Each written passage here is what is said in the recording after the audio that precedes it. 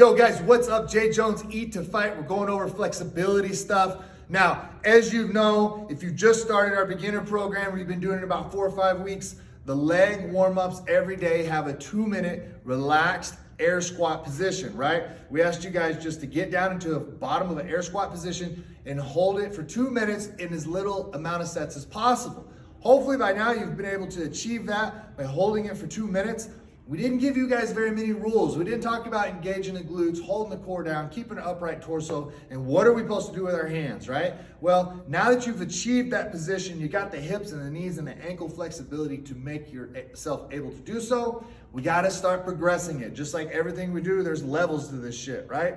So, what we're gonna talk about today is keeping the tension, keeping the core and the glutes engaged. Then we're gonna talk about overhead position and then where you're gonna go beyond this, right? So, first off, we're talking about tension.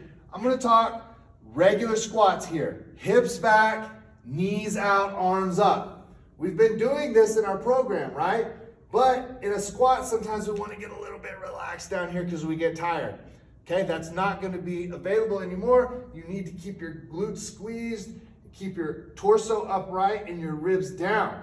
Now, let me get a little bit closer. You wanna find something that's got an upright squat rack, I don't know, maybe a kitchen sink, anything that's not gonna move, okay? I'm gonna stand close to it. I'm gonna push my hips back and I'm gonna walk down this thing while pushing my knees out and down into the squat.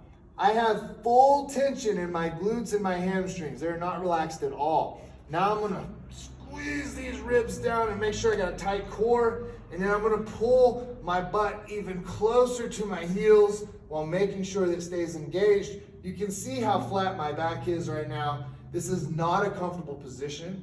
And I'm gonna try to hold this with complete tension for 2 minutes. Whew, all right.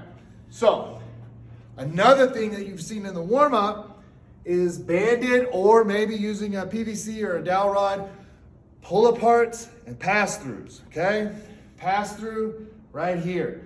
We're trying to get that shoulder flexibility, so you want to make sure you're not bending your elbows at all when you do these. Locked elbows, all the way back, touch your low back, all the way forward. I never bent the elbows or squirmed around in that position.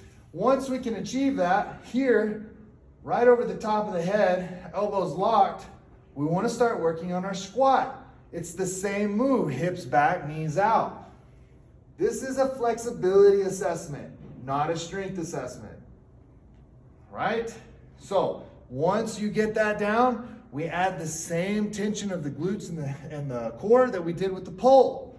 So I'm gonna squeeze my butt, I'm gonna squeeze my core, and I'm gonna lower myself down into this perfect position, upright.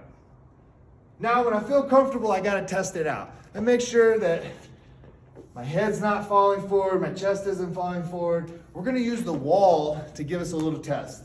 So I'll get up against the wall, and I'm gonna squat down, and then we're gonna start holding that for 5 seconds, 10 seconds, all the way up to your 2 minutes.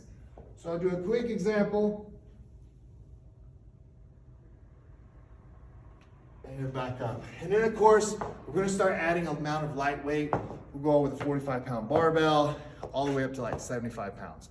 So that is all of your flexibility progressions going through all the way to the end. Right now, I want you guys working on making sure you got the hip, knees, and ankles. Start pulling down on something and engaging your glutes and engaging your core. Build that up for 2 minutes, then start adding the overhead movements. All right, guys, good luck.